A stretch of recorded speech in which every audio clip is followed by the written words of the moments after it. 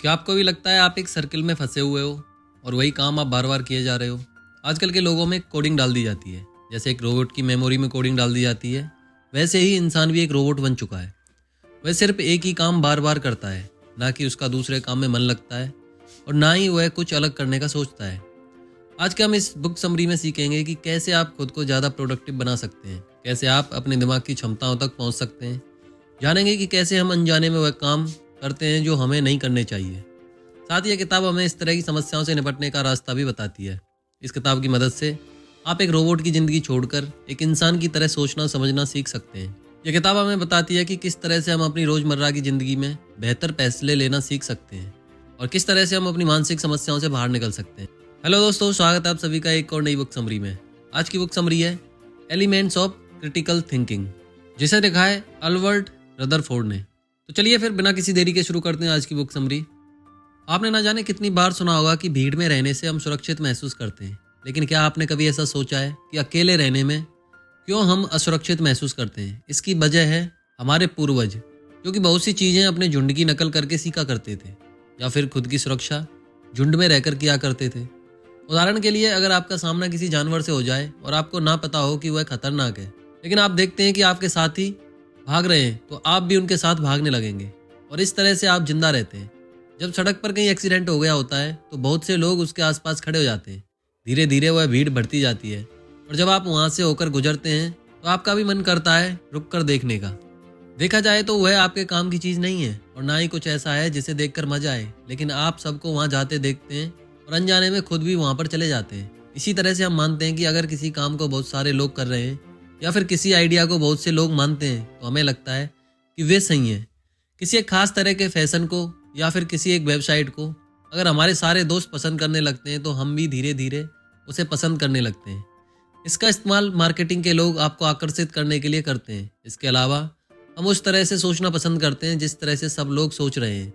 जब एक क्लास में कोई बच्चा शरारत कर दे और टीचर आकर पूछे कि वह काम किसने किया है, तो कोई भी नहीं बोलता।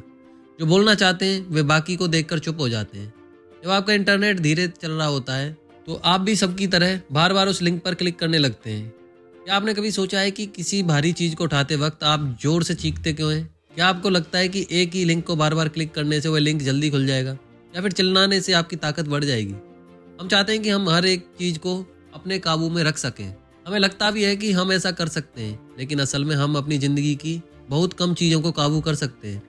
उदाहरण के लिए, ट्रैफिक में फंसे होने पर हम जोर जोर से अपने हॉर्न को बजाने लगते हैं, लेकिन क्या हमारे हॉर्न बजाने से ट्रैफिक साफ हो जाएगा? अगर ऐसा होता तो सड़कों पर ट्रैफिक लाइट की जगह हॉर्न या स्पीकर लगे होते। बहुत से लोग खुद को एक एक्सपर्ट बताते हैं और उनके अनुभव के हिसाब से वे भविष्य को बता सकते हैं, लेकिन जब 200 एक्सपर्ट के द्वारा की गई भविष्यवाणी को 10 साल के समय में जांचा गया तो यह बात सामने आई कि वे एक मशीन द्वारा की गई भविष्यवाणी से सिर्फ थोड़े से बेहतर हैं। इस तरह से आप इस बात को समझ लीजिए कि आप हर चीज़ को काबू नहीं कर सकते। उन पर ध्यान देना छोड़कर उनके बारे में सोचिए जो वाकई आपके हाथ में है। याद कीजिए, जब आप आखिरी बार किसी काम में नाकाम हुए थे, आपके नाकाम होने की वजह क्या थी? अब याद कीजिए, जब आखिरी बार आप किसी काम में कामयाब हुए थे, आपके कामयाब होने की वजह क्या थी? आप इन दो सवालों का जवाब कुछ भी दें, लेकिन ज़्यादातर लोगों को कामयाब होने पर लगता है कि वे खुद की मेहनत और खूबियों की वजह से कामयाब हुए हैं, और अगर वे नाकाम हो जाएं तो वे सारा इल्ज़ाम दूसरों के ऊपर डाल दिया करते हैं। उन्हें लगता है कि अगर हालात अच्छे रहे होते तो वे कामयाब हो जाते। इसमें उनका नहीं बल्कि हालत का दोष है।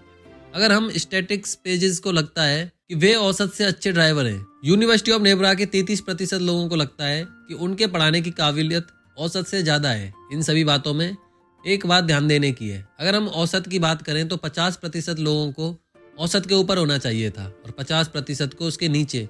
अगर 93% लोग वाकई औसत से अच्छे ड्राइवर होते तो औसत खुद औसत से ज़्यादा होता। एक रिसर्च में जब लोगों का पर्सनैलिटी टेस्ट लिया गया और उनके अलग अलग पर्सनैलिटी को नंबर दिए गए तो जिन चीज़ों में उन्हें अच्छे नंबर मिले, उन्होंने कहा कि वे उस काम में वाकई अच्छे हैं, और जिनमें खराब नंबर मिले उसके लिए उन्होंने कहा कि यह टेस्ट गलत नतीजे से दे रहा है। इन सभी बातों से एक बात सामने आती है कि हम सभी लोग खुद को ज़्यादा काबिल समझते हैं। अगर आप वाकई अपनी काबिलियत को जानना चाहते हैं तो एक अच्छे दोस्त से अपने बारे में राय लीजिए, तभी आपको असल में पता लग जाएगा कि आप कितने कमज़ोर हैं।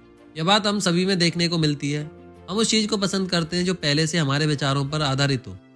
उस व्यक्ति से हमारी अच्छी दोस्ती हो जाती है जिसकी सोच हमारी सोच से मिलती है। यहाँ तक कि अगर आप और आपका दोस्त एक पॉलिटिकल पार्टी के समर्थक है तो आपकी दोस्ती बहुत ज़्यादा मजबूत हो सकती है। अगर नहीं है तो आपकी दोस्ती ज़्यादा दिन नहीं चलने वाली है। हम अक्सर उस तरह के चैनल देखते हैं या उस न्यूज़ को देखना पसंद करते हैं जिसमें हमारे विचार दिखाए जाएं। अगर आपको लगता है कि सेहतमंद होना हमारे जीन्स में होता है और हर कोई सेहतमंद नहीं बन सकता, तो आप इंटरनेट पर इसे तब तक सर्च करते रहेंगे जब तक एक वेबसाइट पर आपको यह बात देखने को ना मिल जाए। आप सिर्फ वही देखते हैं जो आप देखना चाहते हैं। हम बहुत सी जानकारी को अपने अंदर डालते हैं और फिर अनजाने में उस जानकारी को निकाल देते हैं जिसे हम सही नहीं मानते। बहुत से लोग कुंडली या नक्षत्र में विश्वास रखते हैं। अक्सर उसमें वह बातें लिखी गई होती हैं जो आम होती हैं और हमारी ज़िंदगी में एक ना एक बार उस घटना के होने की संभावना होती है।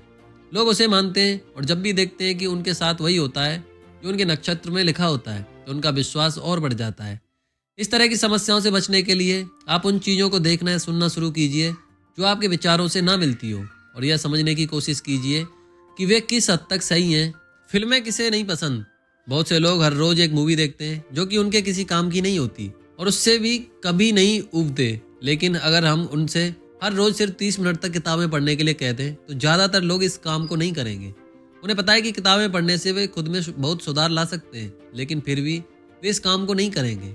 इसकी वजह यह है कि हम लोग चटपटा और मज़ेदार चीज़ों को देखना या सुनना पसंद करेंगे।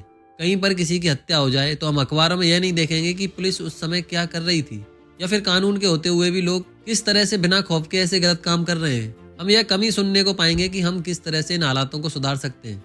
अखबार के लोग इस बात को जानते हैं और वे इस तरह की खबरों को कहानी की तरह बनाकर सुनाते हैं। इस तरह उनके अखबार पढ़ने वाले हर रोज चटपटी कहानियाँ पढ़ने के लिए उनका अखबार खरीदते हैं। इसके अलावा हम उन बातों पर ज़्यादा भरोसा करते हैं जिनके होने की संभावना कम होती है। उदाहरण के लिए, अगर आप कोई एग्ज़ाम देने जा रहे हैं और आपसे कोई कहे कि शायद पेपर लीक हो गया है, आप यह कभी नहीं सोचेंगे कि शायद लीक नहीं हुआ है। आप इस बात को मान लेंगे क्योंकि पेपर लीक होने की संभावना कम और ना लीक होने की ज़्यादा। इस तरह से सोचना डॉक्टरों के लिए खतरनाक हो सकता है। कुछ खतरनाक बीमारियों के लक्षण एक आम बुखार के लक्षण से मिलते जुलते हैं। ऐसे में जब डॉक्टर उन लक्षणों को देखता है तो उसके दिमाग में वो बीमारियां आती हैं जिनके होने की संभावना कम है।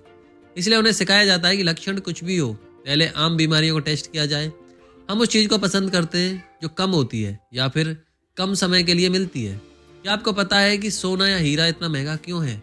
क्योंकि वह बहुत कम पाया जाता है। जब चीज़ें कम हो जाती हैं तो सिर्फ कुछ लोग ही इस्तेमाल कर पाते हैं और ऐसे में वह कुछ लोग बाकी लोगों से अलग लगने लगते हैं।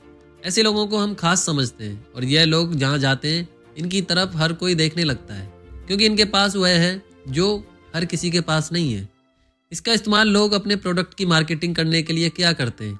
आपने देखा होगा, ऑफर सीमित समय के लिए उपलब्ध, जल्दी कीजिए। इस तरह से हमें लगता है कि कहीं हम उसे खो ना दें और हम उनके पास भागे भागे जाते हैं। इसके अलावा हम चीज़ों की तुलना करके उनके अच्छे या खराब होने का फैसला करते हैं।